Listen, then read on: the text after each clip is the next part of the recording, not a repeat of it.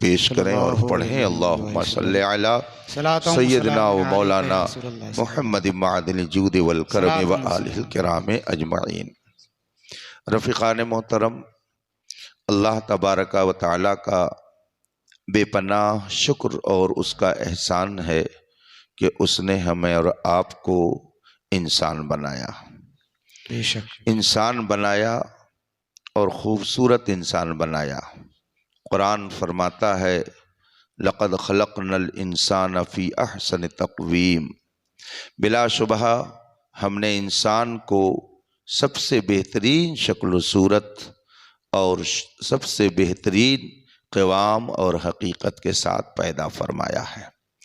قرآن کریم کا یہ ارشاد کہ انسان کو سب سے بہترین شکل و صورت کے ساتھ بنایا گیا، یہ اعلان 1400 سال پہلے سے ہو رہا ہے اور پوری دنیا کو یہ پیغام دیا جا رہا ہے کہ اے انسانوں، اللہ نے تمہیں سب سے باعزت، سب سے بہترین بنایا ہے۔ بے شک آدمی کو جب عزت ملے تو اس عزت کی حفاظت کرنی چاہیے، اور اگر وہ عزت اپنی محفوظ نہ کر پایا تو اس کو عقل مند نہیں کہا جاتا، اسے بے وقوف کہا جاتا ہے۔ اللہ نے ہمیں کرامت، شرافت، عزت والا بنایا۔ قرآن کے فرمان کے مطابق کرامت و بزرگی کا تاج انسان کے سر پہ رکھا گیا، یہ قرآن فرماتا ہے۔ لیکن اگر انسان اپنی فطرت کو بدل دے اور اپنا دماغ وہ کسی اور طرف لے کر چلا جائے تو یہ اس کی بے وقوفی کہلاتی ہے۔ اللہ تعالیٰ نے اس کائنات کو بنایا، اس کو عربی میں عالم کہا جاتا ہے۔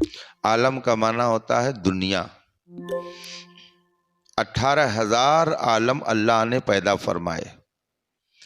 یہ عالم انسان ہے، یہ عالم ملائکہ ہے، یہ عالم اجنہ ہے، یہ عالم جمادات، یہ عالم نباتات وغیرہ وغیرہ، بے شمار 18,000 عالم اللہ نے پیدا فرمائے، اور سب کو عالم ہی کہا جاتا ہے۔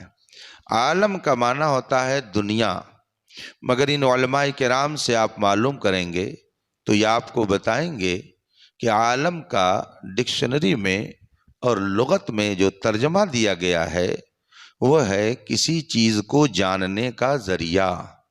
عالم کا مطلب ہوتا ہے جس سے کسی چیز کو جانا جائے، اس کو عالم کہا جاتا ہے۔ اس دنیا کو عالم کہا جاتا ہے، اس کا مطلب یہ ہے کہ اس دنیا کے ذریعہ کسی چیز کو جانا جاتا ہے، اس دنیا کے ذریعہ کسی چیز کا علم حاصل کیا جاتا ہے۔ تو آخر وہ کیا چیز ہے کہ اس دنیا کے ذریعہ جس کا علم حاصل کیا جاتا ہے؟ یہ دنیا اللہ نے بنائی اور اس کا عالم نام رکھا گیا کہ جس کے ذریعہ کسی کو جانا جائے تو کس کو جانا جائے گا؟ یہ دنیا کس کو بتانے کے لیے ہے، کس کی پہچان کرانے کے لیے ہے؟ تو آپ قرآن سے پوچھیں گے تو قرآن بتائے گا کہ یہ زمین، آسمان، چاند، سورج، ستارے، سمندر، پہاڑ، درخت، یہ ساری چیزیں یہ اللہ کی پہچان کرانے کے لیے ہے۔ یہ ساری دنیا اللہ کی معرفت کرانے کے لیے ہے، خدا کی پہچان کرانے کے لیے ہے۔ آدمی جب زمین اور آسمان میں غور کرے گا تب اس نتیجے پر پہنچے گا کہ ما خلقت ھذا باطلا، اے اللہ تو نے ان کو بیکار نہیں پیدا کیا ہے۔ انسان اگر صحیح ڈھنگ سے غور کرے، فکر کرے تو اسے کائنات کی ہر چیز کے ذریعہ خدا کی پہچان حاصل ہو سکتی ہے۔ صوفیاء کرام، بزرگان دین، اولیاء کرام جب غور کرنے کے لیے چلہ گاہوں میں بیٹھتے تھے تو انہیں ایک ایک چیز میں خدا کی قدرت کا جلوہ نظر آتا تھا، ایک ایک چیز میں انہیں خدا کی معرفت ملتی تھی۔ یہ کائنات اور یہ دنیا یہ خدا کو پہچانوانے کے لیے ہے، خدا کی معرفت کرانے کے لیے ہے۔ اللہ تبارک و تعالی نے ہمیں عقل اس لیے دیا کہ اس عقل کے ذریعہ ہم یہ پتہ لگائیں دنیا کو دیکھ کر کہ اس کا کوئی نہ کوئی خالق ہے، اس کا کوئی نہ کوئی مالک ہے۔ لیکن یہ عجب اتفاق ہے کہ جو چیزیں خدا کو پہچاننے کے لیے بنائی گئی تھیں، خدا کو جاننے کا ذریعہ بنائی گئی تھیں، عقل مندوں نے اسی کو خدا سمجھ لیا۔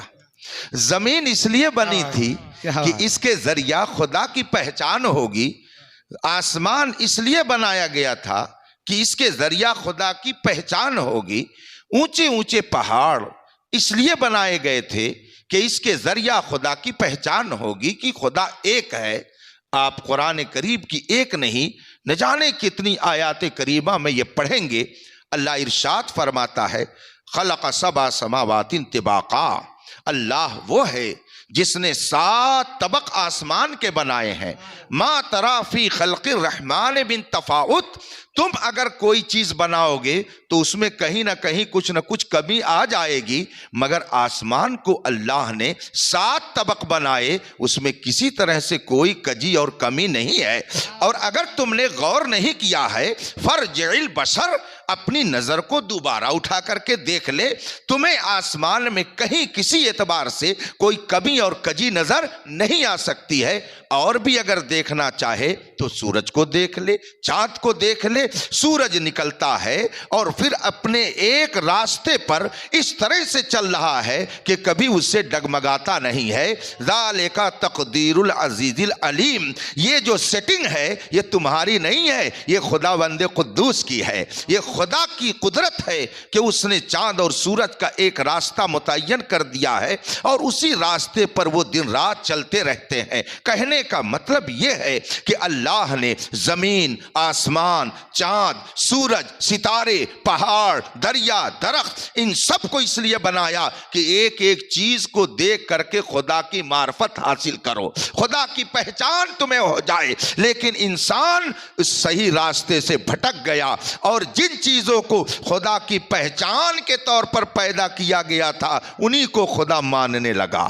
قرآن کریم میں اللہ تبارک و تعالی نے ارشاد فرمایا ما قدر اللہ حق قدری، خدا کی جیسی قدر کرنی چاہیے تھی انسانوں نے نہیں کی۔ ہم نے کائنات کو بنایا تھا کہ ہماری پہچان ہو جائے، لیکن اس دنیا والوں نے کائنات ہی کو خدا سمجھ لیا، عقل کا ان کے دیوالیہ ہو گیا، ان کی عقل میں فطور آ گیا۔ اللہ کے رسول فرماتے ہیں کل مولود یولد علی الفطرہ، ہر پیدا ہونے والا فطرت اسلام پر پیدا ہوتا ہے۔ فابواہ، اب اس کے ماں باپ یا تو اس کو یہودی بنائیں یا نصرانی بنائیں یا مجوسی بنائیں یا کسی اور طبقے میں لے کے چلے جائیں، لیکن ہر پیدا ہونے والا پیدا ہوتا ہے تو فطرت اسلام پر پیدا ہوتا ہے۔ عالم ارواح میں، روحوں کی دنیا میں ہم نے خدا کے وجود کا اقرار کر لیا ہے۔ جب روحوں سے پوچھا گیا الستو بربکم، کیا میں تمہارا رب نہیں ہوں؟ قالوا بلا، روحوں نے کہا کیوں نہیں، بے شک تو ہمارا رب ہے۔ تو روحوں کی دنیا میں ہم نے اقرار کیا تھا کہ تو ہی ہمارا رب ہے، اور دنیا میں آنے کے بعد لوگوں نے اس کو بھلا دیا، دوسروں کو رب بنا لیا، دوسروں کو خدا بنا لیا۔ اے ایمان والو، اپنی قسمت پر ناز کرو، خدا کا شکر ادا کرو کہ روحوں کی دنیا میں جو ہم نے اقرار کیا تھا، دنیا میں آنے کے بعد ہم نے اسے بھلایا نہیں ہے، بلکہ وہ سبق جیسے ہمیں وہاں یاد تھا، یہاں بھی رب کے کرم سے وہ سبق ہمیں یاد ہے، اور ہم یہاں بھی یہی کہتے ہیں لا الہ الا اللہ، خدا کے علاوہ ہمارا کوئی معبود نہیں ہے۔ یہ کائنات یہ خدا کی پہچان کرانے کے لیے ہے، خدا کی معرفت کے لیے ہے۔ ہر شے خدا کی معرفت کی پہچان ہے۔ صوفیاء کرام فرماتے ہیں لا موجودہ الا اللہ، خدا کے علاوہ کوئی شے موجود نہیں ہے۔ لا مطلوبہ الا اللہ، خدا کے علاوہ ہمارا کوئی مطلوب نہیں ہے۔ لا مقصود الا اللہ، خدا کے علاوہ ہمارا کوئی مقصود نہیں ہے۔ یہ صوفیاء کرام ہمیں تعلیم عطا فرماتے ہیں۔ اب اس کو مثال سے میں سمجھانا چاہتا ہوں۔ یہ مسجد ہے، اگر آپ کو اس مسجد سے محبت ہے، اس مسجد سے آپ کا دلی تعلق ہے، آپ مسجد میں اگر داخل ہوں گے اور دیکھیں گے کہ وہاں پانی بلا وجہ گر رہا ہے تو فوراً آپ ٹوٹی بند کر دیں گے۔ اگر یہ بستر باہر رکھا ہوا ہے اور بارش ہو رہی ہو تو آپ فوراً لپیٹ کر کے اس کو مسجد کے اندر رکھ دیں گے۔ کوئی اگر پوچھے کہ بھئی آپ اتنی محنت کیوں کر رہے ہیں تو آپ کیا جواب دیں گے؟ بھائی اس مسجد سے میرا بڑا لگاؤ ہے، بڑا تعلق ہے۔ اب میں آپ سے پوچھنا چاہتا ہوں کہ کیا چٹائی کا نام مسجد ہے؟ ٹوٹی کا نام مسجد ہے؟ آپ تو کہہ رہے ہیں مجھے مسجد سے لگاؤ ہے، تو آپ کو چٹائی سے کیسے لگاؤ ہو گیا؟ آپ کا مسجد سے تعلق ہے تو آپ کا ٹوٹی سے کیسے تعلق ہو گیا؟ تو آپ کہیں گے حضرت بات یہ ہے، محبت کے کچھ اصول ہوتے ہیں، تعلقات کے کچھ طریقے ہوتے ہیں۔ آدمی جب کسی ذات سے محبت کرتا ہے تو صرف اس کی ذات ہی سے محبت نہیں کرتا ہے، بلکہ اس کا تعلق جس سے ہوتا ہے ان سب سے وہ محبت کرتا ہے، ان سب سے اس کو پیار ہوتا ہے۔ حضرت سیدنا امام مالک ہیں رضی اللہ تعالی عنہ، مدینہ طیبہ میں جلوہ فرما رہتے تھے، مگر جب آپ کبھی مدینہ منورہ کی گلیوں میں چلتے تو کبھی زمین کو چوم لیتے، کبھی ادھر کی دیوار کو چومتے، کبھی ادھر کی دیوار کو چومتے۔ دیکھنے والوں نے کہا شاید امام مالک کے دماغ میں کچھ فتور آ گیا ہے، شاید ان کا دماغی توازن کچھ بگڑ گیا ہے، شاید یہ پاگل ہو گئے ہیں۔ حضرت سیدنا امام مالک نے جب یہ سنا تو ارشاد فرمایا، اے مجھ پر بھپتیاں کسنے والوں، مجھے مجنوں اور دیوانہ سمجھنے والوں، سنو سنو، مالک دیوانہ نہیں ہوا ہے، مالک پاگل نہیں ہوا ہے، تم مالک کو دیوانہ اور مجنوں مت تصور کرو۔ سنو بات یہ ہے کہ جب میں مدینہ منورہ کی گلیوں میں چلتا ہوں اور مجھے یہ خیال آتا ہے ہو سکتا ہے میرا محبوب مصطفیٰ ادھر سے گزرا ہو اور یہاں اس کا قدم ناز پڑا ہو تو میں فوراً زمین کو بوسہ دے لیتا ہوں کہ میرے محبوب کا ادھر سے گزر ہوا۔ اور کبھی جب میں یہ سوچتا ہوں کہ دیواروں سے میرے مصطفیٰ کی ہو سکتا ہے جسم کی ہوا لگ گئی ہو تو میں دیوار کو چوم لیتا ہوں کہ میرے محبوب کے جسم سے ہو سکتا ہے ہوا نے اس کو چھو دیا ہو، اس لیے میں کبھی دیوار کو چومتا ہوں کبھی زمین کو۔ نعرہ تکبیر، نعرہ رسالت، علماء اہل سنت، خلیفہ تاج الشریعہ۔ اصول ہے، محبت کے کچھ طریقے ہوتے ہیں۔ انسان جب کسی سے محبت کرتا ہے تو اس کے جسم سے نہیں صرف محبت کرتا ہے، اس کے لباس سے بھی محبت ہوتی ہے، اس کی گلیوں سے بھی محبت ہوتی ہے، اس کے دیوار سے بھی محبت ہوتی ہے، اس کے رشتہ داروں سے بھی محبت ہوتی ہے کہ یہ میرے محبوب کے متعلقین ہیں۔ آپ نے مسجد سے اگر محبت کی تو آپ نے یہ جانا کہ یہ چٹائی مسجد سے متعلق ہے، اس لیے محبت کا تقاضا یہ ہے کہ اگر مسجد سے محبت ہے تو مسجد کی چٹائی سے بھی محبت ہے، مسجد کے ٹوٹی سے بھی محبت ہے۔ ہمارا مقصود صرف خدا ہے، ہمارا محبوب صرف خدا ہے، ہمارا مطلوب صرف خدا ہے، مگر جب ہم نے اسے اپنا محبوب بنایا تو اب اس نے جسے محبوب بنایا ہے اسے بھی اپنا محبوب بنانا پڑے گا۔ اور رسول پاک پوری کائنات میں اللہ کے وہ محبوب ہیں کہ انسان ہی انسان وہ انسان ہیں گے۔ ہم نبیوں سے اس لیے محبت کرتے ہیں کہ وہ اللہ کے نبی ہیں، ہم غوث اعظم سے اس لیے محبت کرتے ہیں کہ وہ اللہ کے محبوب ہیں، ہم کسی اور بنا پر نہیں محبت کرتے، ہم اس لیے ان کا ذکر کرتے ہیں کہ ان کا ذکر حقیقت میں خدا کا ذکر ہے۔ بات سمجھ میں آ رہی کہ نہیں آ رہی ہے؟ تو یہ اللہ کا ہم پر احسان ہے کہ ہم نے روحوں کی دنیا میں جو سبق پڑھا تھا ہم نے اسے بھلایا نہیں ہے، وہ سبق ہمیں یاد ہے اور اس سبق کو لے کر کے ہم آگے اپنی زندگی کی گاڑی چل رہے ہیں۔ ہم نے جو سبق روحوں کی دنیا میں پڑھا تھا ہم نے اس کو یاد رکھا ہے، اور پھر جب ہم دنیا میں آئے تب بھی ہم نے یہی اعلان کیا کہ اللہ کے علاوہ کوئی معبود نہیں ہے، ساری کائنات کا معبود صرف ایک ہے، خدا ہے، وہی سب کا مطلوب ہے، وہی سب کا محبوب ہے۔ اعلیٰ حضرت فرماتے ہیں یا خدا تجھ تک ہے سب کا منتہا، سب کا منتہا خدا کی ذات ہے. ہمارا ایمان ہے، ہمارا عقیدہ ہے، جو کچھ کائنات میں ہوتا ہے خدا کے چاہنے سے ہوتا ہے. قرآن ارشاد فرماتا ہے ما تشاءون الا ان یشاء اللہ رب العالمین، تم کچھ نہیں چاہتے بس وہی جو خدا چاہتا ہے. قرآن ارشاد فرماتا ہے فعال لما یرید، وہی جو چاہتا ہے کرتا ہے. اسی کی قدرت سے سورج نکل رہا ہے، اسی کی قدرت سے چاند چمک رہا ہے، اسی کی قدرت سے دریا میں روانی ہے، اسی کی قدرت سے پہاڑ اپنی جگہ پر رکے ہوئے ہیں. مگر ایمان روح سے بتائیے گا کہ آپ میں کسی نے خدا کی اس قدرت کو دیکھا ہے؟ خدا کو دیکھا ہے اس نے کہ خدا اتنی قدرت والا ہے کہ اسی کی قدرت سے سورج چاند ستارے سب چل رہے ہیں. آپ کہیں گے نہیں ہم نے دیکھا نہیں ہے، ہم نے خدا کو اپنی آنکھوں سے دیکھا نہیں ہے. تو آخر کیسے آپ نے یقین کر لیا کہ خدا وہ ہے جس کی قدرت سے یہ کائنات چلتی ہے؟ میرے بھائیوں آپ اس نقطے کو سمجھو کہ خدا نے اپنی قدرت کو دکھانے کے لیے مصطفیٰ کو قادر بنا کر کے بھیجا کہ اے میرے محبوب تو اشارہ کر دے تو ٹکڑے ہو جائے، تو اشارہ کر دے تاکہ سورج اپنی جگہ سے پلٹ آئے، تو اشارہ کر دے تاکہ درخت اپنی جگہ سے چلا آئے، تاکہ دنیا دیکھ کر کے یہ کہے کہ جب محبوب کی یہ قدرت ہے تو جس نے اسے محبوب بنایا ہے وہ کیسی قدرت. سبحان اللہ سبحان اللہ سبحان اللہ نبی سبحان کو اللہ. قدرت والا اس لیے مانتے ہیں کہ ان کی قدرت کو دیکھ کر کے ہم نے خدا کی قدرت کو جانا ہے. تو جو نبی کو مختار نہیں مانتا ہے وہ حقیقت میں خدا کی قدرت کا انکار کرتا ہے.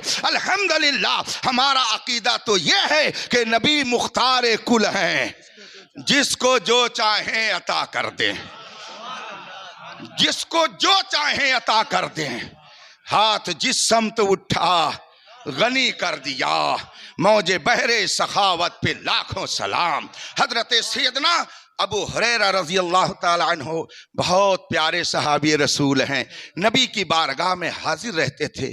ایک موقع پر آپ نے عرض کی یا رسول اللہ میں آپ کی باتیں سنتا تو بہت غور سے ہوں، لیکن کبھی کبھی ایسا ہوتا ہے کہ کچھ باتیں مس کر جاتی ہیں، میری میموری میں وہ سیٹ نہیں ہو پاتی ہیں، میں ان کو بھول جاتا ہوں.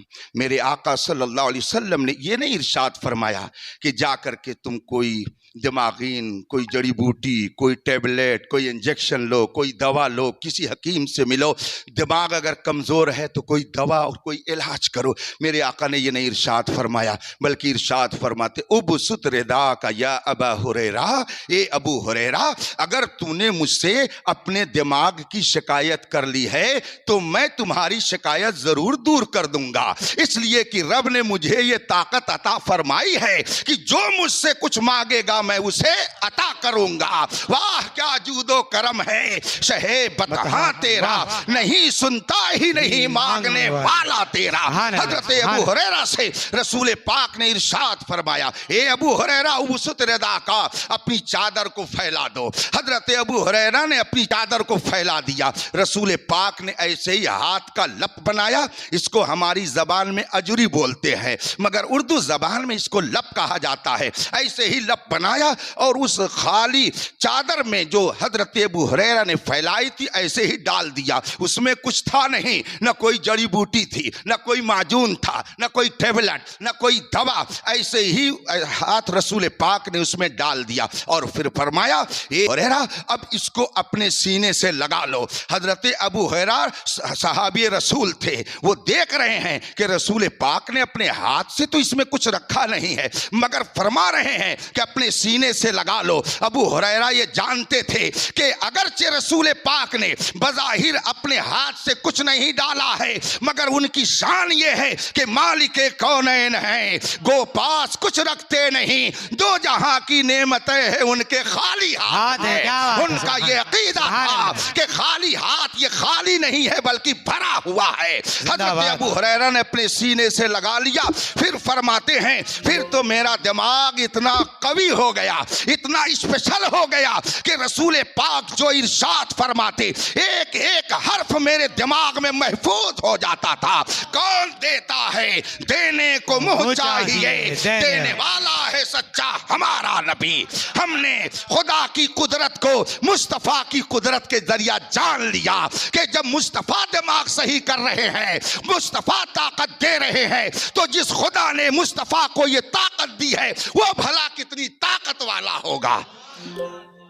حضرت جابر رضی اللہ تعالیٰ عنہ ایک صحابی رسول ہیں، رسول پاک کی بارگاہ میں پہنچتے ہیں، عرض کرتے ہیں یا رسول اللہ، میرے والد جب دنیا سے گئے تو انہوں نے لوگوں سے کچھ قرض لے رکھا تھا لیکن وہ چکا نہیں سکے، اور وراثت میں ترکے میں ایک چھوٹا سا باغ ہے، اس میں اتنی کھجوریں بھی نہیں پیدا ہوتی ہیں کہ میں لوگوں کا قرض ادا کر دوں۔ یا رسول اللہ، لوگوں نے مجھے بہت پریشان کر رکھا ہے، آ کر کے مانگتے ہیں کہ ابو جابر تمہارے باپ نے قرض لیا تھا دے دو۔ رسول پاک نے یہ نہیں ارشاد فرمایا کہ کوئی میرے گھر میں قارون کا خزانہ ہے کیا کہ کھاؤ تم ادا کروں میں؟ نہیں، یہ نہیں فرمایا۔ ارشاد فرماتے ہیں یہ جابر جب تمہارے باغ کی کھجوریں پک جائیں تو آنا۔ حضرت جابر فرماتے ہیں میں کھجوروں کے پکنے کا انتظار کرنے لگا، اور جب کھجوریں پک گئیں میں نبی کی بارگاہ میں حاضر ہو کر کے سارا معاملہ رکھ دیا۔ اللہ کے رسول فرماتے ہیں جاؤ کھجوروں کو توڑ کر کے ایک جگہ اس کو ڈھیر کر دو، ایک جگہ اس کو اکٹھا کر دو۔ حضرت ابو ہریرہ نے کھجوروں کو توڑا اور ایک جگہ اکٹھا کر دیا، نبی کی بارگاہ میں حاضر ہوئے۔ اب میرے آقا فرماتے ہیں چلو اس باغ میں میں بھی چلتا ہوں۔ جب رسول پاک کسی باغ کی طرف جاتے تھے تو منظر کیا ہوتا تھا کہ اگر باغ میں پتجھڑ کا موسم ہوتا تو نبی کی آمد کی برکت سے سرسبز و شادابی آ جایا کرتی تھی۔ اعلیٰ حضرت فرماتے ہیں وہ سوئے لالا زار پھرتے ہیں، تیرے دن اے بہار پھرتے ہیں، یعنی جب رسول پاک کسی چمن میں چلے جاتے تو وہاں بہار آ جاتی تھی۔ میرے آقا تشریف لے گئے اور کھجور کے چاروں طرف چکر لگایا اور اس کے اوپر جا کر بیٹھ گئے اور ارشاد فرمایا اے جابر اب جاؤ مدینے میں اعلان کر دو جس نے تمہارے باپ کو قرضہ دیا ہے آئے اور اپنا قرضہ لے کر چلا جائے۔ نعمتیں بانٹتا جس سمت وہ ذیشان گیا، ساتھ ہی منشی رحمت کا قلم دان گیا۔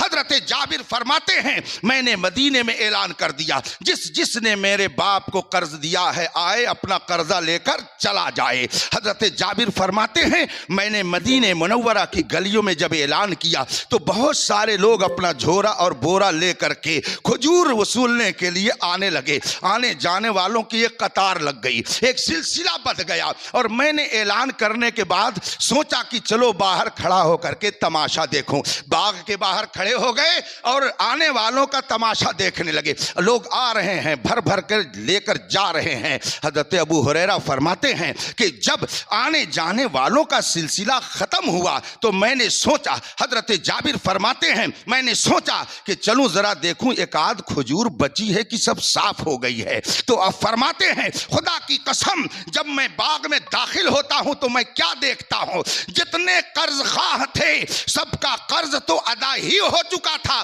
اور جتنی کھجوریں پہلے تھی سب بچی ہوئی تھی، ساری کھجوریں موجود تھی۔ اعلیٰ حضرت فرماتے ہیں ہاتھ جس سمت اٹھا غنی کر دیا، موج بحر سخاوت پہ لاکھوں سلام۔ یہ میرے مصطفیٰ کی قدرت ہے، یہ قدرت رسول پاک کو کس نے عطا کی ہے؟ خدا نے عطا کی ہے۔ تو جو نبی کی قدرت کا انکار کرتا ہے وہ حقیقت میں خدا کی قدرت کا انکار کرتا ہے۔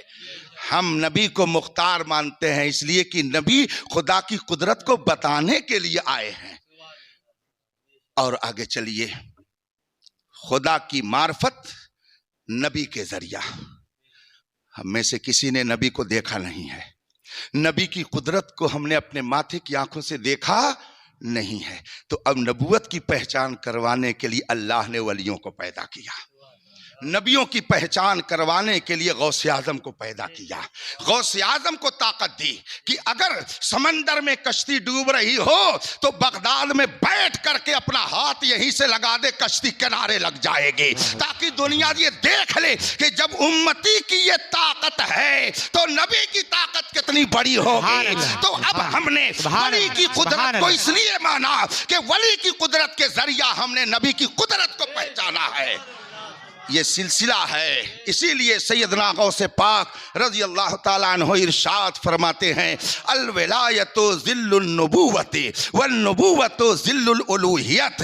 نبوت کا یہ کس چیز کا جلوہ ہے, نبوت کا جو منصب ہے یہ کس کی تجلی ہے؟ غوث اعظم فرماتے ہیں الوہیت کی تجلی کا نام نبوت ہے اور نبوت کی تجلی کا نام ولایت ہے. اگر کوئی شخص ولایت کو نہیں سمجھ سکتا ہے تو منصب نبوت کو بھی نہیں سمجھ سکتا, اور جو منصب نبوت نہیں سمجھ سکتا ہے وہ مقام الوہیت کو بھی نہیں سمجھ سکتا ہے. ہم پر خدا کا کرم ہے کہ ہم نے منصب نبوت کو بھی سمجھا, منصب ولایت کو بھی سمجھا, اور ان دونوں کی برکتوں سے ہم نے خدا کی بھی معرفت حاصل کر لی. سبحان اللہ سبحان اللہ. رفیقان محترم, حضور سیدنا غوث پاک اللہ کی قدرت, رسول پاک کی طاقت کا جلوہ بن کر کے آئے تھے. اسی لیے دم بدم کرامتوں کا ظہور ہوتا تھا تاکہ دنیا یہ دیکھ لے کہ جب ایک امتی کی یہ طاقت ہے تو نبی کی طاقت کتنی عظیم ہوگی. اس کو دکھانے کے لیے رب نے غوث اعظم کو اسپیشل محبوب بندہ بنا دیا, اور ایسا بندہ بنایا کہ 800 سال ہو گئے مگر سارے اولیاء کرام جو پہلے تھے جو بعد میں ہو رہے ہیں سب غوث اعظم کے بارے میں یہی کہتے ہیں اے غوث پاک, ہم آپ کے منصب کو کما حقہ سمجھ نہیں سکتے, ہم بس یہ عرض کرتے ہیں یہ دل یہ جگر ہے, یہ آنکھ ہے, یہ سر ہے, جہاں چاہو رکھو قدم غوث اعظم. ہم نہیں سمجھ سکتے کیا آپ کا رتبہ کیا ہے, لیکن ہم یہ جانتے ہیں کہ ہمارا دل آپ کے لیے ہے, ہمارا جگر آپ کے لیے ہے, ہماری آنکھیں آپ کے لیے ہے, ہمارا سر آپ کے لیے ہے. آپ جہاں چاہیں قدم ناز رکھیں, آپ اگر قدم ناز سینے پہ رکھ دیں گے تو یہ سینہ پھول کر اتنا چوڑا ہو جائے گا کہ انشاءاللہ اس کی برکت سے جنت کی بہاریں نظر آئیں گی. جو غوث اعظم پر یا کسی ولی پر تنقید کرتے ہیں وہ اپنی عاقبت برباد کرتے ہیں. میرے آقا سرور کونین صلی اللہ علیہ وسلم نے ارشاد فرمایا من عاد لی ولیہ فقد آذنتہ بالحرب. اللہ تبارک و تعالیٰ نے ارشاد فرمایا ہے کہ جو میرے کسی ولی سے عداوت رکھے گا میں اس سے اعلان جنگ کرتا ہوں. اللہ فرماتا ہے میں اس سے اعلان جنگ کرتا ہوں. ہے کسی میں ہمت کہ خدا اگر اعلان جنگ کر دے تو چلے خدا سے مقابلہ کرنے کے لیے؟ خدا کے سچے بندوں سے تو مقابلہ کر ہی نہیں سکتے, خدا کے بندوں کے سچے غلاموں سے تو مقابلہ کر ہی نہیں سکتے ہیں. دوسرے لفظوں میں کہہ لیجئے جو اولیاء کرام کے منکر ہیں وہ اولیاء کرام کے ماننے والوں سے تو مقابلہ کر ہی نہیں سکتے ہیں. خدا سے مقابلے کی جرات کیسے پیدا ہو سکتی ہے؟ اللہ تعالی ہمیں اور آپ کو بزرگوں کا عقیدت مند بنائے اور ان کے نقش قدم پر چلنے کی توفیق عطا فرمائے. حضور سیدنا غوث اعظم کو اللہ تبارک و تعالی نے 2 طرح کا علم عطا فرمایا, ایک علم ظاہر اور ایک علم باطن. اور ایسا کیوں؟ میں نے شروع میں یہ بات کہی تھی کہ اللہ تبارک و تعالیٰ نے اس کائنات کو اپنی پہچان کے لیے بنایا مگر لوگوں نے اسی کو خدا سمجھ لیا. تو جب دماغ خراب ہونے لگا, عقل کا دیوالیہ ہونے لگا, عقل رکھنے کے باوجود لوگ پاگل پن کرنے لگے تو اللہ نے نبیوں کو بھیجا تاکہ ان کی عقلوں کو صحیح کیا جائے, ان کے دماغ کو صحیح کیا جائے. اب جو فطرتاً ہی کجرو ہو گئے جیسے ابو جہل, ابو لہب, عتبہ اور شیبہ, تو ان کو ان کے حال پر چھوڑ دیا گیا. ورنہ حضرت صدیق اکبر دامن سے وابستہ ہوئے تو صدیق اکبر بن گئے, حضرت عمر فاروق اعظم دامن سے وابستہ ہوئے تو فاروق اعظم بن گئے. حضرت بلال حبشی نہ قریشی ہیں، نہ مدنی ہیں، نہ مکی ہیں، حبش کے رہنے والے ہیں، مگر نبی کے سچے غلام بن گئے تو 1400 سال ہو گئے. کسی قوم میں میرے بلال کا کوئی جواب نہیں پیدا ہو سکتا. کیا بات ہے، سبحان اللہ سبحان اللہ. بے شک بے اللہ شک. تعالیٰ نے انسانوں کی ہدایت کے لیے نبیوں کو بھیجا، اور آخری نبی کون آئے؟ ہمارے اور آپ کے آقا و مولا صلی اللہ علیہ وسلم. نبوت کا دروازہ بند، اب قیامت تک کوئی دوسرا نبی نہیں آ سکتا. لیکن بتائیے کیا لوگوں کو ہدایت کی ضرورت نہیں ہے؟ تو اب ہدایت کا کام کون انجام دے گا؟ قربان جائیے مصطفیٰ جان رحمت پر.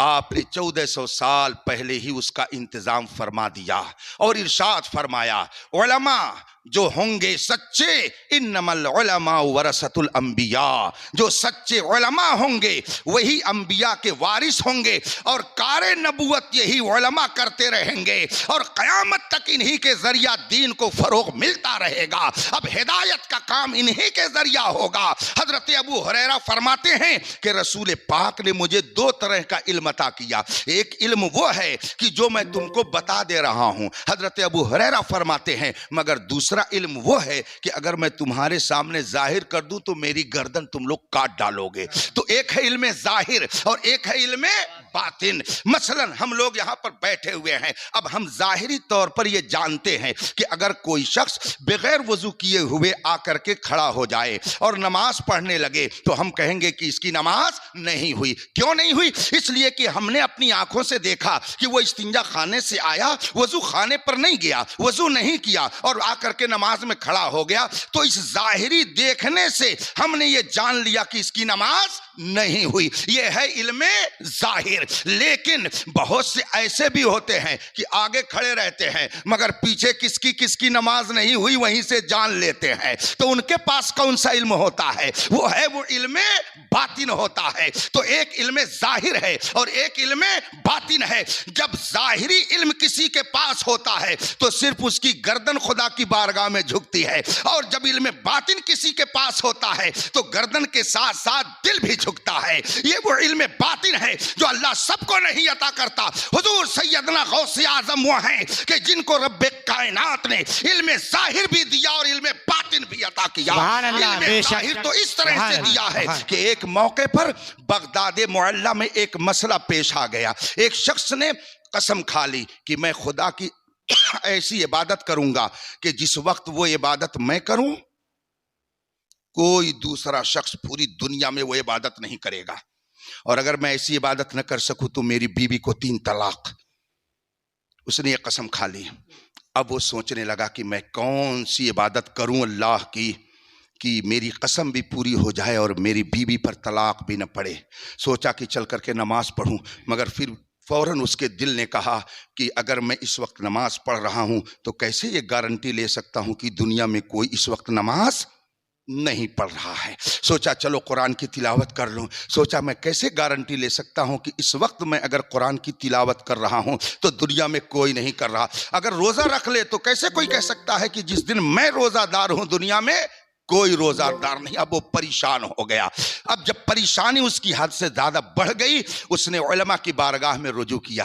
گیا علماء کی بارگاہ میں، حضور یہ مسئلہ ہے. ان حضرات نے فرمایا کہ ہمارے سامنے اس کا کوئی حل نہیں ہے، ہم اس کا کوئی حل نہیں پاتے ہیں، کسی اور کے پاس چلے جاؤ. چنانچہ بغداد جو مرکز علم و عمل تھا وہ آدمی اس مسئلے کو لے کر دوسرے علماء کی جماعت کے پاس گیا. انہوں نے بھی فرمایا کہ میرے پاس اس کا کوئی جواب نہیں ہے. میں کون سی عبادت تمہیں بتاؤں کہ جب تم کرو تو دنیا میں کوئی نہ کرے اور تمہاری بیوی پر طلاق بھی نہ پڑے؟ ہمارے سامنے کوئی ایسا مسئلہ نہیں ہے، کوئی ایسی عبادت نہیں، اس کا کوئی جواب مجھے نہیں معلوم ہے. اب وہ پریشان ہو گیا. علماء سے کہا تو کیا میری بیوی پر طلاق پڑ جائے، میں کوئی ایسی عبادت نہ کر پاؤں گا تو پھر ہوگا کیا؟ علماء نے باتفاق رائے کہا کہ یہ مسئلہ لے کر کے شیخ عبد القادر جیلانی کے پاس جاؤ، اس مسئلے کا حل وہی پیش کریں گے. چنانچہ اب وہ مسئلہ سیدنا غوث اعظم کی بارگاہ میں پیش کیا گیا۔ حضور سیدنا غوث اعظم نے یہ نہیں فرمایا کہ بڑے بڑے علماء جب نہ جواب دے سکے تو میں کیا جواب دوں گا۔ ارشاد فرماتے ہیں کہ یہ تو مسئلہ بہت آسان ہے، یہ مسئلہ کوئی مشکل نہیں ہے، اس کے لیے بہت آسان طریقہ ہے۔ اب سننے والے نے کہا حضور ذرا جلدی بتائیں تاکہ اس کی بیوی پر طلاق نہ پڑے۔ غوث اعظم فرماتے ہیں کہ جس نے یہ قسم کھائی ہے اس کو بغداد سے مکہ مکرمہ بھیج دیا جائے، وہ پہنچ جائے مکہ مکرمہ اور حرم شریف میں داخل ہو جائے، اور جب خانہ کعبہ کے سامنے جا کے کھڑا ہو جائے تو جتنے لوگ خانہ کعبہ کا طواف کر رہے ہوں ان سب کو تھوڑی دیر کے لیے روک دے اور یہ خود طواف کرنے لگے۔ پوری دنیا میں صرف ایک ہی جگہ خانہ کعبہ ہے، اور یہ طواف وہ عبادت ہے کہ جو صرف وہی ہوتی ہے۔ جب سب کو وہ روک دے گا اور تنہا یہ طواف کرے گا تو یہ وہ عبادت ہوگی کہ جو تنہا وہی کر رہا ہوگا، کوئی نہیں کر رہا ہوگا۔ بے شک، سبحان اللہ، سبحان اللہ۔ یہ علم ظاہر تھا۔ اب ذرا علم باطن میں آئیے، خود ارشاد فرماتے، وقت زیادہ ہو گیا، دیکھیے 12 بجنے والے، بس میں اپنی گفتگو جلدی سے سمیٹ دے رہا ہوں۔ علم باطن کیا ہے؟ حضور سیدنا غوث پاک فرماتے ہیں درست العلم حتی صرت قطبا ونلت السعد من مولا الموالی، میں نے علم حاصل کیا تو اپنے وقت کا میں قطب بن گیا۔ نومیر اور بیضاوی پڑھ کر کے قطب بنا جا سکتا ہے؟ یہ ظاہری کتابیں پڑھ کر کے قطب نہیں بن سکتے، ورنہ ہم سب لوگ قطب ہو جائیں گے۔ اس لیے کہ ہم لوگ تقریباً 30 سال سے پڑھ اور پڑھا رہے ہیں۔ یہ درس نظامی کی کتابیں ہم لوگ 30 سال سے پڑھا رہے ہیں، ان میں بہت سارے حضرات سب پڑھ کر کے آ کے آپ کی خدمت میں لگے ہوئے ہیں۔ تو اس ظاہری کتاب کو پڑھ کر کے کوئی قطب نہیں بن سکتا۔ حضور سیدنا غوث اعظم فرماتے ہیں درست العلم حتی صرت قطبا، میں نے علم حاصل کیا، اتنا علم حاصل کیا کہ میں اپنے وقت کا قطب بن گیا۔ وَنِلْتُ السَّعْدَ مِن مَوْلَى الْمَوَالِي، اور آقاؤں کے آقا احکم الحاکمین نے مجھ کو سعادت کی ایسی منزل پر پہنچایا کہ عقل انسانی تصور نہیں کر سکتی ہے۔ اور جب یہ علم باطن آیا تو پھر کیسا نظر آیا وہ تو ذرا دیکھیے۔ فرماتے ہیں علامہ شیخ علی حیتی رضی اللہ تعالیٰ عنہ، حیت ایک مقام ہے، وہاں کی نسبت سے حیتی کہا جاتا ہے۔ یہ غوث پاک کے بڑے چہیتے مرید اور خلیفہ تھے۔ جب غوث اعظم تقریر فرماتے تو ان کے سامنے ہی علامہ حیتی بیٹھے رہتے اور بہت غور سے تقریر سنتے تھے غوث پاک کی۔ مسجد غوث اعظم میں جو بغداد معلیٰ کی خانقاہ میں حضرت غوث پاک کی مسجد مبارک ہے، اس فقیر نے الحمدللہ بغداد شریف کی حاضری کی سعادت حاصل کی ہے، اور آج سے 3 سال پہلے حضرت غوث پاک کی 11ویں وہیں جا کر کے منا کے آیا ہے۔ اس فقیر کو حضور سیدنا جنید بغدادی کی بے شمار اولیاء کرام کی بارگاہ میں پہنچ کر کے اپنے دل کو میں نے سکون دیا ہے۔ بغداد معلیٰ پہنچ کر کے امام عالی مقام کی بارگاہ میں آنسوؤں کا نذرانہ پیش کیا ہے۔ مولا کائنات کی بارگاہ میں بھی میں نے حاضری دی۔ حضور سیدنا غوث اعظم کی مسجد عالی شان جس میں ہزاروں لوگ اللہ کی عبادت میں مصروف رہتے ہیں، غوث اعظم جب مسجد میں خطبہ دیتے، تقریر فرماتے، سب لوگ بیٹھے رہتے جیسے آپ حضرات اس وقت بیٹھے ہوئے ہیں۔ حضرت علامہ حیتی فرماتے ہیں کہ میں غوث پاک کا واعظ سن رہا تھا اور اتنے میں مجھے نیند آ گئی، بیٹھے بیٹھے اونگ آ گئی۔ کچھ دیر کے بعد جب میری نیند کھلی تو میں کیا دیکھتا ہوں، حضرت سیدنا غوث اعظم سامنے کھڑے ہیں اور فرما رہے ہیں الصلاۃ والسلام علیک یا رسول اللہ، الصلاۃ والسلام علیک یا نبی اللہ، الصلاۃ والسلام علیک یا حبیب اللہ۔ یہ صلاۃ والسلام کا نذرانہ پیش کر رہے ہیں اور پورا مجمع کھڑا ہے۔ علامہ حیتی فرماتے ہیں کہ میں جب نیند میں گیا تو میں تو نیند میں چلا گیا، مگر میری قسمت بیدار ہو گئی کہ میں نے خواب میں رسول پاک سبحان اللہ، سبحان میں نے اللہ، خواب میں رسول پاک کی زیارت کی تھی۔ اور یاد رکھیے جس نے رسول پاک کو خواب میں دیکھا، میرے آقا خود ارشاد فرماتے ہیں من رآنی فی المنام فقد رأى الحق، جس نے خواب میں مجھے دیکھا اس نے مجھی کو دیکھا۔ فإن الشیطان لا يتمثل بی، اس لیے کہ شیطان کبھی میری مثال بن کر کے نہیں آ سکتا ہے۔ علامہ حیتی فرماتے ہیں میں خواب میں گیا تو میں رسول پاک کو خواب میں دیکھ رہا تھا، اور جب نیند سے بیدار ہوا تو دیکھا غوث اعظم کھڑے ہو کے صلاۃ و سلام پیش کر رہے ہیں، پورا مجمع کھڑا ہے۔ میں نے فوراً عرض کی حضور میں نے تو خواب میں رسول پاک کی زیارت کی، آپ کیوں درود پاک پڑھ رہے ہیں، سلام پیش کر رہے ہیں؟ غوث اعظم فرماتے ہیں کہ جو تم خواب میں دیکھ رہے تھے میں اپنی نگاہ سے دیکھ رہا تھا۔ سبحان اللہ۔ تو نبی کی بارگاہ میں کھڑے ہو کے سلام پڑھنا یہ بدعت نہیں ہے، یہ غوث پاک کی سنت ہے۔ اور الصلاۃ والسلام علیک یا رسول اللہ کہنا یہ بدعت اور ناجائز اور شرک نہیں ہے، یہ اولیاء کرام کا طریقہ ہے، اور ان کے طریقے پر الحمدللہ ہم اور آپ چلتے ہیں، ہم اور آپ ان کے طریقے پر عمل کرتے ہیں۔ حضور سیدنا غوث اعظم رضی اللہ تبارک و تعالی عنہ کو اللہ نے علم عطا کیا کہ خواب میں آپ کے کیا دکھ رہا ہے، غوث اعظم اپنے ماتھے کی آنکھوں سے دیکھ رہے ہیں۔ خود ارشاد فرماتے ہیں رأیت بلاد اللہ جمعا کخردلۃ علی حکم اتصالی، میں روئے زمین کو ایسے ہی دیکھتا ہوں جیسے کہ ہاتھ کی ہتھیلی پہ رائی کا دانا دیکھا جاتا ہے۔ یہ وہ علم ہے جو اللہ تبارک و تعالی اپنے اسپیشل بندوں کو عطا کرتا ہے۔ حضور سیدنا غوث اعظم رضی اللہ تبارک و تعالی عنہ بغداد معلیٰ میں آرام فرماتے ہیں، مگر یہ نہ سمجھیے کہ وہ صرف بغداد میں رہتے ہیں۔ خود ارشاد فرماتے ہیں یدی علی مریدی کالسماء علی الارض، غوث پاک فرماتے ہیں کہ میرا دست مبارک ہر مرید کے اوپر ایسے ہی ہے کہ جیسے کہ آسمان زمین کو اپنے گھیرے میں لیے ہوئے ہے، یعنی جس طرح سے زمین آسمان کے درمیان ہے اور زمین کا کوئی حصہ آسمان کے گھیرے سے باہر نہیں، ایسے ہی غوث اعظم کا کوئی مرید ان کی نظر سے باہر نہیں ہے۔ ہم رہتے ہیں چندیری میں مگر ان کی نظر یہاں بھی رہتی ہے، اگر نظر نہ ہوتی تو ہمیں اپنی یاد منانے کی توفیق نہیں دیتے۔ جسے چاہا اپنا بنا لیا، جسے چاہا در پہ بلا لیا، یہ بڑے کرم کے ہیں فیصلے، یہ بڑے نصیب کی بات ہے۔ سبحان اللہ۔ اللہ کے ان محبوبوں سے محبت کیجئے، انشاءاللہ یہاں بھی کامیاب رہیں گے اور وہاں بھی۔ آخری حدیث سنا کر کے میں اپنی گفتگو ختم کرتا ہوں، اور اب میں مخاطب ہوں اپنے نوجوانوں سے، اس لیے کہ مجھے اس میں کچھ چہرے ایسے دکھ رہے ہیں کہ آج سے 30 سال پہلے وہ بچے تھے، پھر جوان ہوئے اور اب بڑھاپے کی طرف جا رہے ہیں۔ تو اب اس وقت کے ان نوجوانوں نے اس مسجد کے لیے، اس ادارے کے لیے، سنیت کی بقا کے لیے بہت کچھ کیا ہے جو آپ پرانے لوگوں سے سن سکتے ہیں۔ انہوں نے گھر گھر جا کر کے دامن پھیلایا تھا تاکہ یہ مدرسہ ترقی کرے، مسجد آباد ہو، اور الحمدللہ ان کی کوششوں سے آج ہم دیکھ رہے ہیں کہ یہ سدا بہار گلشن ہماری نگاہوں کے سامنے ہے۔ تو میں اب اپنے نوجوانوں سے مخاطب ہوں، ہر حادثہ، ہر چینجنگ، ہر انقلاب کوئی نہ کوئی نصیحت دے کے جاتا ہے۔ یہ 8 مہینے کا لاک ڈاؤن یہ ہمیں بہت کچھ نصیحت دے رہا ہے، اس سے ہمیں نصیحت لینا چاہیے۔ لاکھوں نہیں کروڑوں لوگ مسجد کی حاضری سے محروم،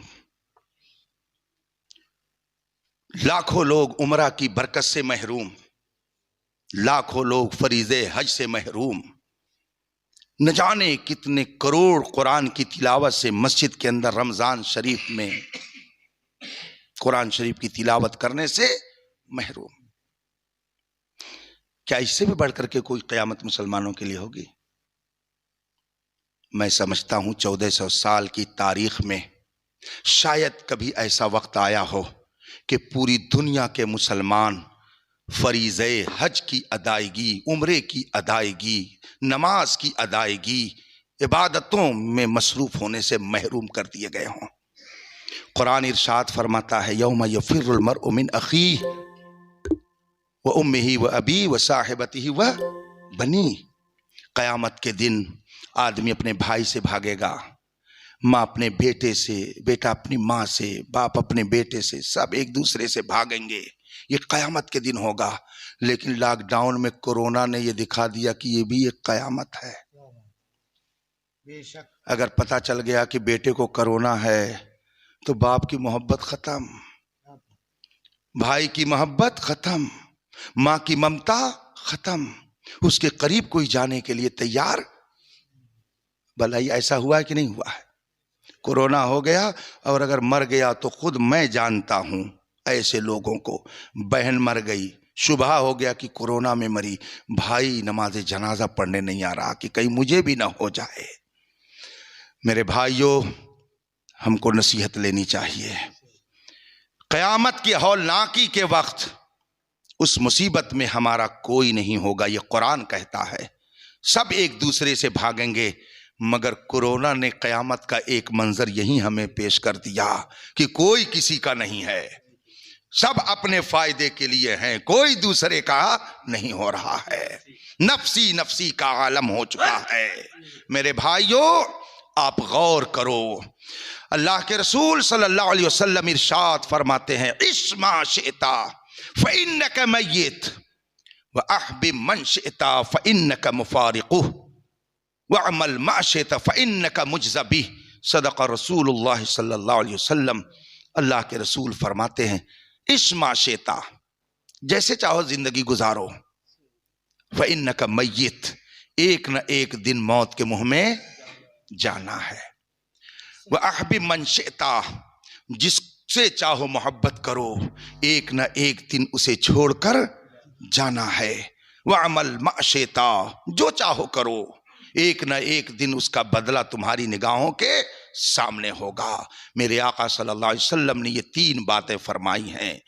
جیسے چاہو زندگی گزارو. علماء آپ سے کہتے ہیں ایسے رہو، آپ کہتے ہیں ورلڈ مین، دقیانوسی ذہن کے لوگ ہیں. ان کی تھیسس 1400 سال پرانی ہے. اعلیٰ حضرت کے ایک شاگرد، ان کے خلیفہ، ان کا نام علامہ عبدالعلیم میرٹھی رحمت اللہ تعالی علیہ ہے. علامہ عبدالعلیم میرٹھی میرٹھ کے رہنے والے تھے. تقسیم کے بعد چلے گئے تھے پڑوسی ملک.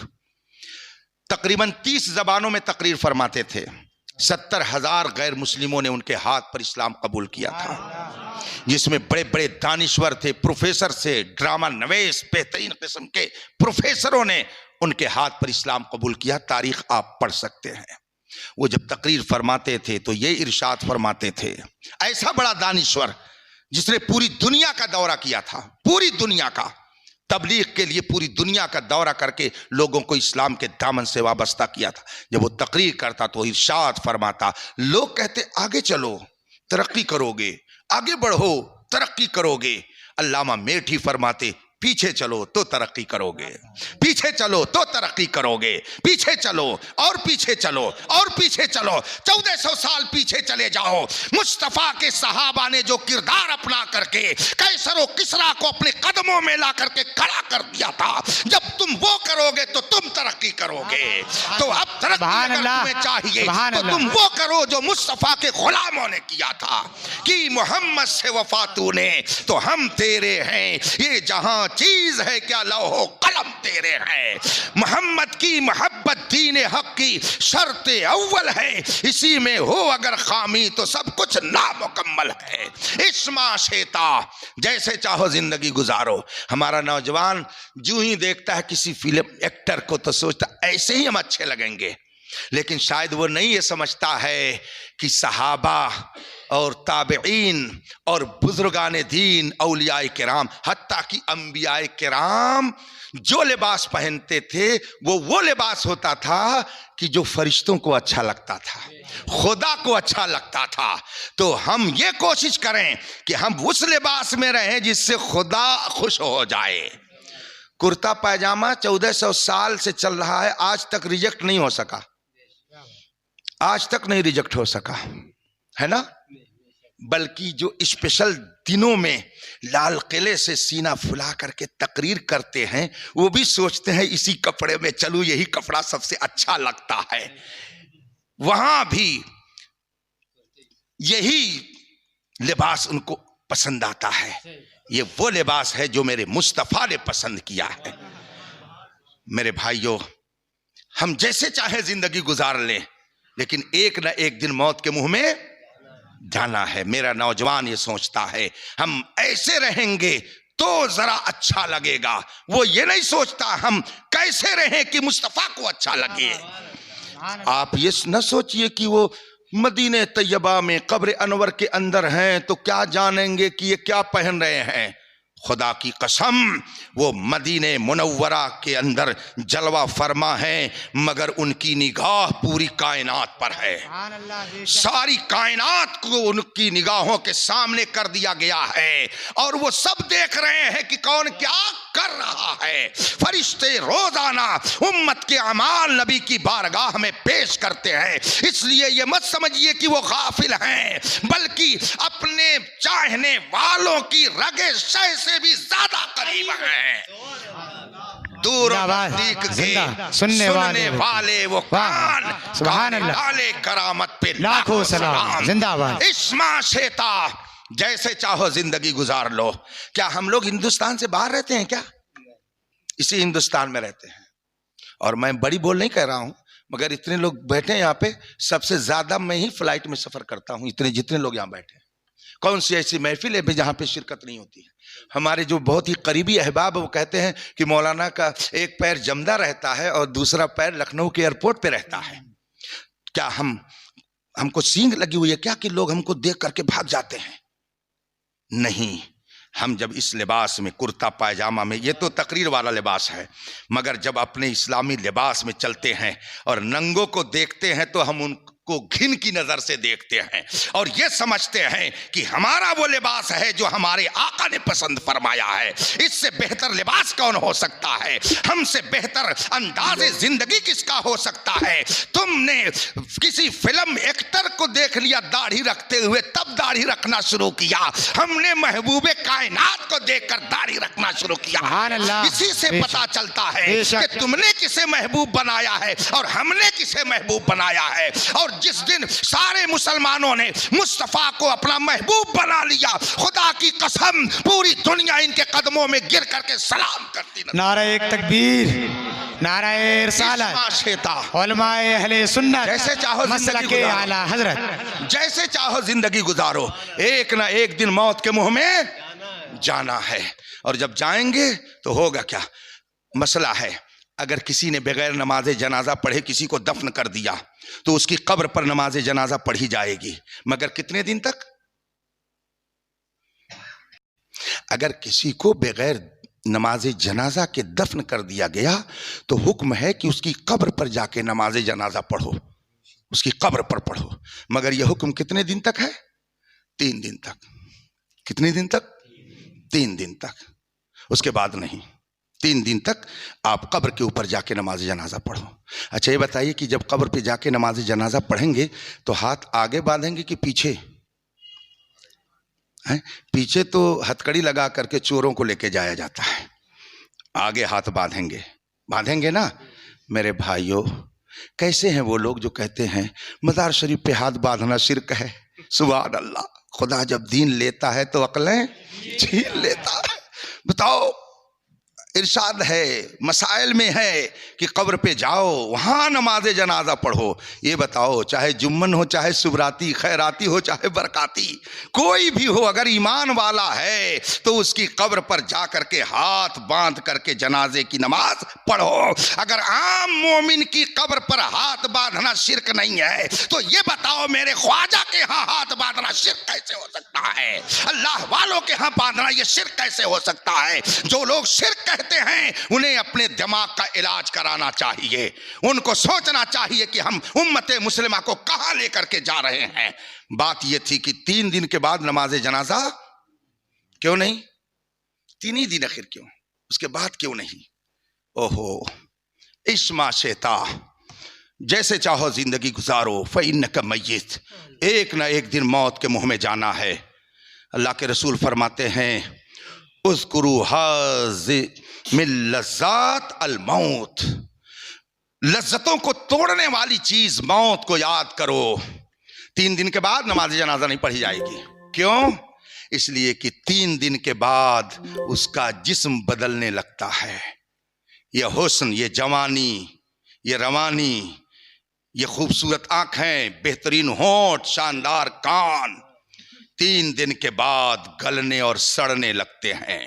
میں نے جب پڑھا کتاب میں کہ آدمی کے جسم کا حلیہ بدلتا کیسے ہے تو اس میں تحریر فرمایا گیا ہے کہ آدمی کو جب قبر میں ڈال دیا جاتا ہے تو کچھ دن کے بعد اس کے پیٹ میں پہلے کیڑے پڑتے ہیں اور وہ کیڑے اندر کی ساری غذا اپنے اندر جذب کر لیتے ہیں، پورے پیٹ کا اندر کا حصہ وہ کھا ڈالتے ہیں وہ کیڑے پیدا ہو کر کے، اور اس کے بعد میں جب اندر کچھ نہیں رہ جاتا تو وہ پاخانے کے راستے سے باہر نکلتے ہیں، اور اس کے بعد میں رانوں کے ٹکڑوں پر وہ بیٹھ کر کے کھانا شروع کر دیتے ہیں۔ اس کے بعد وہ کندھے کو کھاتے ہیں، پھر وہ جسم پر جاتے ہیں، چہرے کے گوشت کو کھاتے ہیں، اور آہستہ آہستہ پورا جسم کھا کر کے ٹھاٹ کو چھوڑ دیتے ہیں۔ اے نوجوان، تو نے سوچا کیوں نہیں کہ موت کے بعد ہمارا حال کیا ہوگا؟ یہ تو سوچتا ہے کہ میں اپنی زندگی کی ساری بہاریں یہ دیکھ لوں۔ خدا کی قسم، اگر مصطفیٰ کا سچا دیوانہ بن کر کے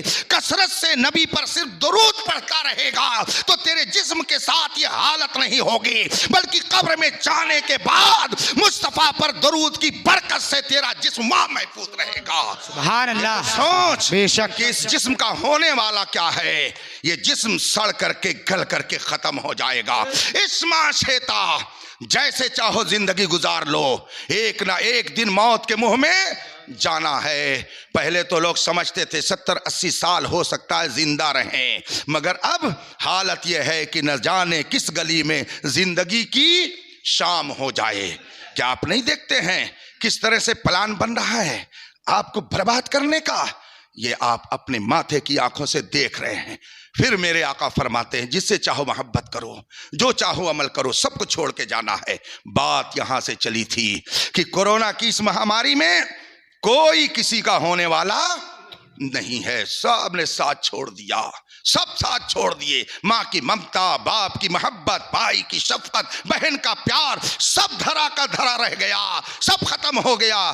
اپنی جان بچانے کے آگے کوئی قریب میں نہیں جا رہا ہے۔ میرے آقا فرماتے ہیں جس سے چاہو محبت کرو، ایک نہ ایک دن اسے تمہیں چھوڑ کر کے جانا ہے۔ میرے بھائیوں، لیکن کائنات میں ایک محبوب ایسا ہے، صرف ایک محبوب ایسا ہے کہ جب سارے محبوب ساتھ چھوڑ دیتے ہیں تو وہی محبوب کام آتا ہے۔ قبر کی تاریک کوٹھری میں وہی محبوب روشنی لے کر کے آتا ہے۔ اسی لیے اعلیٰ حضرت فرماتے ہیں قبر میں لہرائیں گے تا حشر چشمے نور کے، جلوہ فرما ہوگی جب طلعت رسول سبحان اللہ، سارے محبوب جب ساتھ چھوڑ دیں گے ایک مدینے والا محبوب وہاں پر کام آئے گا۔ اسی لیے اعلیٰ حضرت فرماتے ہیں یا رسول اللہ تجھے جانا، تجھے مانا، نہ رکھا غیر سے کام، للہ الحمد میں دنیا سے مسلمان گیا۔ آپ جس سے چاہو محبت کرو، لیکن یہ سارے محبوب چھوٹیں گے، لیکن اگر مدینے والے سے محبت کرو گے وہ کبھی تمہیں نہیں چھوڑیں گے۔ اس لیے آج لے ان کی پناہ، آج مدد مانگ ان سے، کل نہ مانیں گے قیامت میں اگر مان گیا۔ اللہ تبارک و تعالی اس مسجد کو آباد کرنے کی ہمیں اور آپ کو توفیق عطا فرمائے، اور جو مرحومین دنیا